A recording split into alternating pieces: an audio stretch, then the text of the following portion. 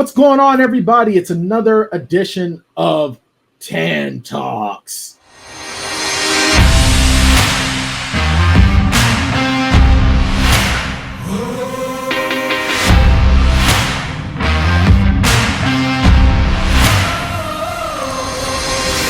With me is my fellow DDP Yoga 2021 Positively Unstoppable Challenge champion, Stephanie Kelly. Hey everybody! I'm so excited to talk to you today. You and I, like quite a few other people, decided to spend our New Year's Eve / weekend binging Cobra Kai Season 4. What a way to bring in the new year. So first and foremost, you and I gave a bunch of predictions. Yes. And I think that a good portion of our predictions came true. I'm impressed with us. I definitely called the Robbie and Tori thing, but it also happened differently than I thought because it's on their own terms. And it took a while for that to actually happen. But again, It's on their own terms, which I really appreciate. What did you think of Tori's arc this season? I love how they gave her so much room to grow in this season. Okay. And I really, especially for me, I loved the relationship between her and Amanda that started to develop when Amanda LaRusso first reached out to Tori. I thought Tori was going to totally kick her in the face and be no. Get out of here. But I could tell she felt like that mom presence. She felt that she was being sincere and she took her up on her offer for help. I mean, at first she came in hot at the car dealership, throwing the groceries in her face and all that. But I think once she got a minute to kind of sit back and think about, hey, this person has offered to help me, maybe I should take a second and think about it. You really started to see her grow from there and maybe start trusting more and be open to just be open to something a little bit different. I totally agree. She didn't go to Kreese. She didn't go to Silver. She went to Amanda. She didn't want to show weakness to her senseis. Kreese already knew that she was having struggles, and he handled it for her. Amanda was empowering her to get help for herself, having her seek out therapy. That's for her to become a better person. That has nothing to do with Amanda and, just solving problems. She wanted something more for her. She senses something with Tori's spirit, and we find out a little bit about her dark past. Right. But see, Tori's also, it's almost like she's doing this for herself, but she's also doing it for her brother because she knows that he's her responsibility. But we saw a lot of Tori in her growth at the tournament, even with her final fight with Samantha, which was a great fight. And then she finds out a really, really dark truth thanks to Terry Silver. Your prediction of season 5, what do you think Tori does with this information? Do you think that she's grown enough as a person that she's going to confront him? Or do you think that she, like our good friend Stingray, might end up being two of the building blocks that topple what is Terry Silver? Stingray, what have you done? I know, right? What have you done? I can't believe it. He turned. He did a double turn almost. He's on Cobra Kai, and then he turned on the original Cobra Kai. Turned on Kreese for the new Cobra Kai. That's crazy. Yeah, matter of fact, because he's done that. This is his third twist, because first he was hardcore Johnny's Cobra Kai. Right. Then he's Kreese's Cobra Kai, and now he's Silver's Cobra Kai. He's a follower, and I really can't wait to see what they do with that in season 5, because I was shocked. Let's talk a little bit about Stingray, because Stingray wasn't involved. He wasn't involved in season 3. I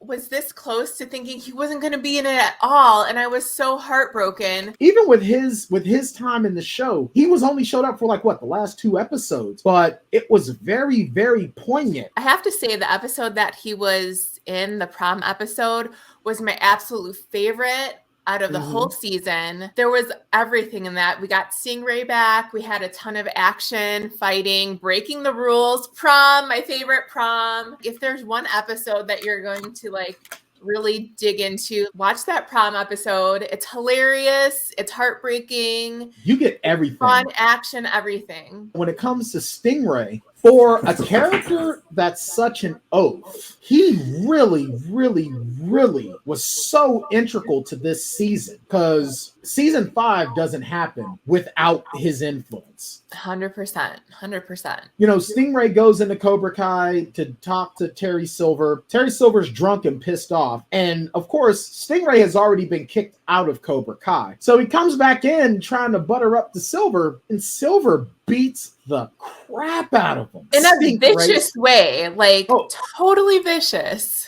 Right. And then we find out in the season finale, Silver is a master manipulator. Well, we already knew he was a master manipulator, but he's like, if you want to be Cobra Kai, this is what you're going to do. And Stingray tells the cops after he comes to that Kreese is the one that did it. And the crazy thing is, no one's going to disbelieve that. Even with Stingray being the goofy oaf that he is, A, no one's going to believe he has a reason to lie. And B, Kreese already punched Dimitri. So who's going to disbelieve that Kreese beat the crap out of Stingray? It's unreal that he would turn like that. But then again, Stingray... It's a pattern. It is. This is part of the course of the character, because all he wants is acceptance. He doesn't have loyalty. If you're accepting him at that point, you've got his loyalty until someone else is accepting of him. He's going to go where he thinks someone is going to care about him. You know, you were saying that Terry Silver is a master manipulator, and he had me manipulated from the beginning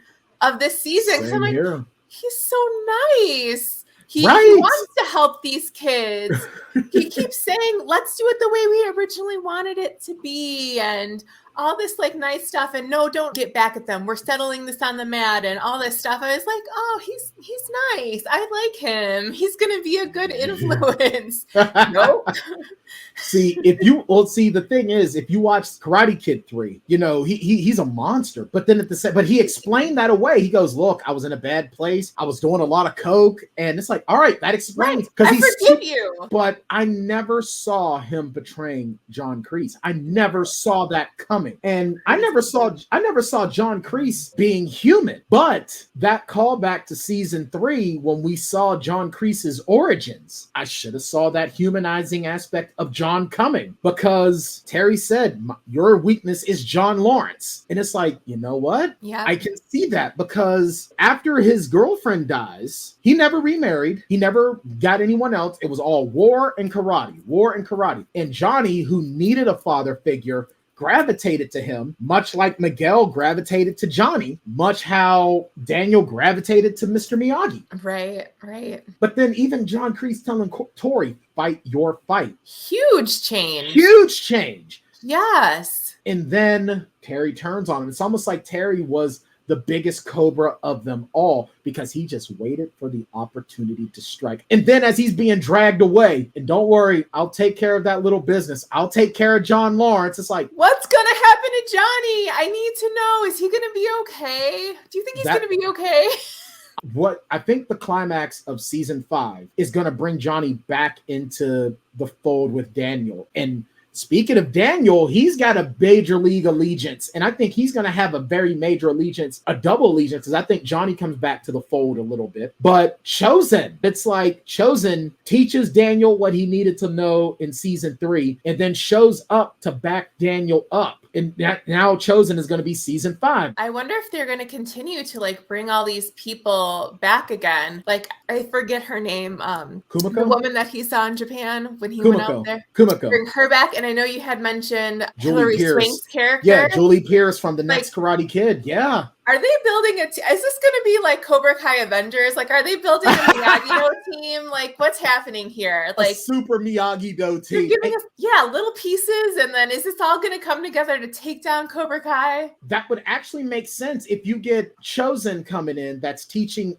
the old Miyagi-Do. And then you've got Julie, who learned an alternate version of Miyagi-Do, along with Daniel. Now you've got a 3-headed monster fighting Cobra Kai. And then now Sam is taking it even further and like developing her own thing. So it's and I think that's pretty funny to me, what we saw here in season 4, because we really progressed into these kids that are becoming their own people. And it's something that, you know, you're going to be experiencing in the next couple of years. I'm starting to experience now with my kid. This season really has turned into these young people becoming their own individuals and not needing to be influenced by the adults in their lives anymore. But they're also setting up the next generation with Kenny and Anthony LaRusso. Kenny.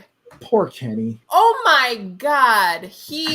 Wow, what a difference from like the first episode to the last. I'm scared of this kid now. He turned into a monster. This is worse than when Eli became Hawk. This is scarier than when Eli became Hawk. This Kenny's movements are so crisp, so sharp, and fast. Like, he is faster than anybody in this Cobra Kai universe.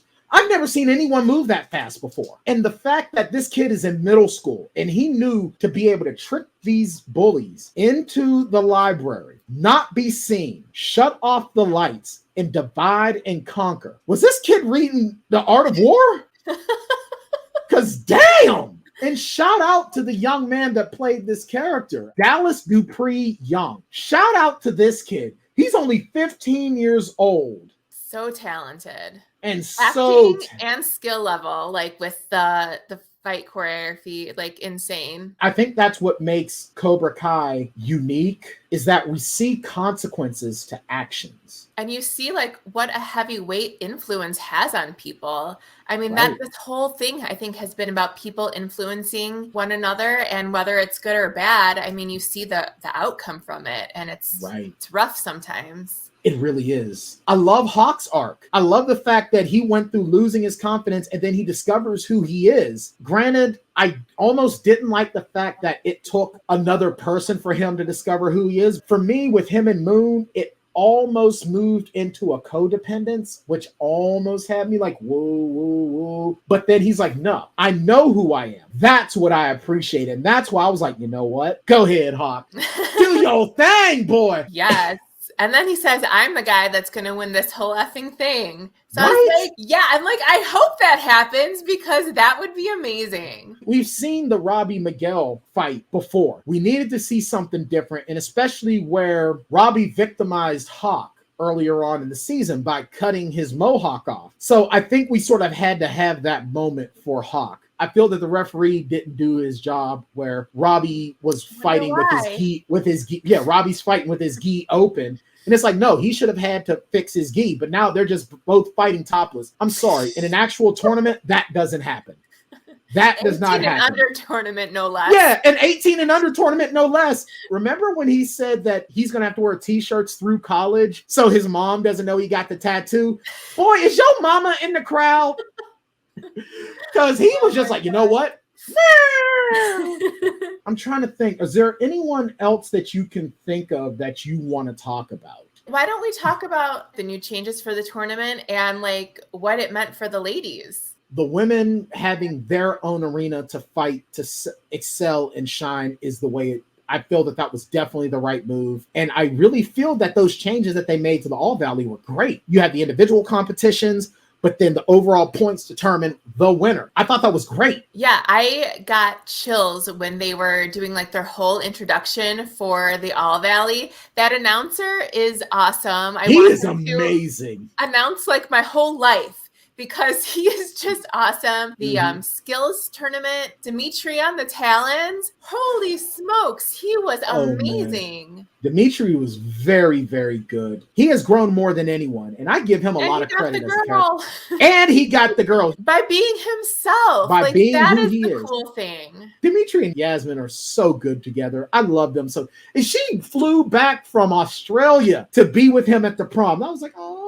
That's so awesome. Sweet. Yeah. I love her so much, even though she's so evil. I really think that the women having the chance to shine and not sharing any sort of spotlight, I thought that was great because Aisha was the only woman competing in the first All Valley we saw in Cobra Kai, and she did great. I think she probably would have really wrecked ass in this one. And I think she would. I'm so glad we got a cameo from her. I am so glad too. Yeah. And you want to talk about Sam completely missing the point of what Aisha was telling her. Sam is more and more like her dad in that she's really hot-headed. She's very self-righteous and her way is the only way. And those are the things about Daniel that drive me nuts. And it really shows in Sam. Sam totally missed Aisha's point because she was being such a jerk to Tori, even when Tori was trying really, really hard. Really hard. So I really hope we see more growth out of Sam in season 5. And I would love another Aisha cameo. Finally, we can't talk about this season without talking about Miguel. Love him. Me too. Miguel has such a great arc, and he took it a step further to where it's not about karate. It's about finding myself. And he really made this decision. Look, I can't be complete. I can't fill this gap in my life with a surrogate. I've got to know what's what. Now, I don't think this means that he doesn't love Johnny. I think that this is coming from a young man who has never known his father. And this is what he has to do. Sort of like Daniel told Mr. Miyagi in the original Karate Kid, even though everyone keeps telling me I don't have to fight, if I don't fight, I won't have balance. And I think that this is Miguel's I need balance moment. And they've been teasing it for a while. I feel like, especially this whole season, they really kept making it a point to talk about it. And especially after, that heart-to-heart moment he had with Johnny. And he was like, Johnny was like, I want to be a good father to you. I just don't know how. And he was like, don't worry, you are, or something like that. But then he says Robbie's name when he says he loved him. I think that really created a distance between him and Johnny and forced him to think outside of the relationship of him and Johnny and where he wants, to go with finding out who he is and where he comes from. We've given our predictions in and out of this. But as we finish up, do you want to make any other predictions for season 5? For me, I want to see Tori take her progress and keep it going, keep her momentum moving forward into this new person. She's going to be an adult soon. I realized in season 4, they're juniors and they're graduating. They just had prom. So next year they're going to be seniors. Senior year is a big year. So I think we're going to see a lot of growth from characters. I think Tori is going to turn it all around and she's going to become the good girl. I think Samantha is going to do the opposite. She's going to test some boundaries. She's going to become, a little bit of the bad girl, but see where it lands. That I'm not sure. Kenny, insane. I'm excited to see the ferocity he's going to bring to the role, even though it makes me sad inside because he was such a good kid to start out, but I'd love to see where he takes it. And of course, Johnny and Daniel, I hope they continue to evolve and understand, maybe get outside of their heads that things don't have to be the way that they've always been. They can make changes, they can grow. So that's me. That's what I'm hoping for next season. I definitely think that Tori, the closer she gets to being 18, because she's going to have to be a mom. I mean, she's already being a mom to her little brother, but it's going to be more so now because she's about to be 18. I think we're going to see a lot more of the Samantha-Tori connection because Tori's going to be fighting for custody of her brother. So I definitely see Sam's going to try to mess that up? She might. I think that Sam is going to become a villain. I see Sam becoming a villain. Yeah. I also see Tori turning on Silver because Tori's got a lot of pride. She's not going to want a tainted victory. I think Cobra Kai is going to be worse than ever under Terry Silver's leadership. And I think Kenny is going to be the front runner of that. Kenny's the new Ace Degenerate because they keep alluding to his older brother. I think we're going to see a lot more of him. Oh. Because he's not going to like the what role. They've done to Kenny. He's not going to like that. He's going to be what's happened to my brother? And it'll be interesting. You mentioned Cobra Kai, how they're going to franchise now. It'll be interesting to see how they roll that out. Who's going to lead all these dojos? I don't understand how that's going to work. How's it going to be Cobra Kai without those senseis in the thick of it all? Because he's calling in Mike Barnes. That's calling it now. Terry Silver is calling in Mike Barnes. I think that Mike Barnes is going to be the secondary / main antagonist along with Terry Silver. I think that we're going to see a major league redemption arc when it comes to Kreese, but it's going to be difficult for him to do because of the fact that he's played these games. I think one of my final predictions is that I think with Mike Barnes coming in, I think we might see Julie Pierce show up maybe to help deal with Samantha's anger because Julie Pierce was I a would love very that. angry young woman. And even Mr. Miyagi in the next Karate Kid even said, boys are so much easier than girls. So I think either Amanda helps with Samantha, or we see Julie Pierce show up and help with that. Those are my Awesome. predictions. So where can people find you? Sure. You guys can find me at Next Level Grit on Instagram and Twitter. I'm all about family, food, fitness, and fun. I've lost 120 pounds through DDP yoga. If you have any questions, feel free to reach out to me. With that being said, all good times must come to an end, unfortunately. Sucks that Cobra Kai has to go so quickly, but you know what? It just makes you hungry for next year. I'm Bryan Tann. She's Stephanie Kelly. We'll see you guys next time.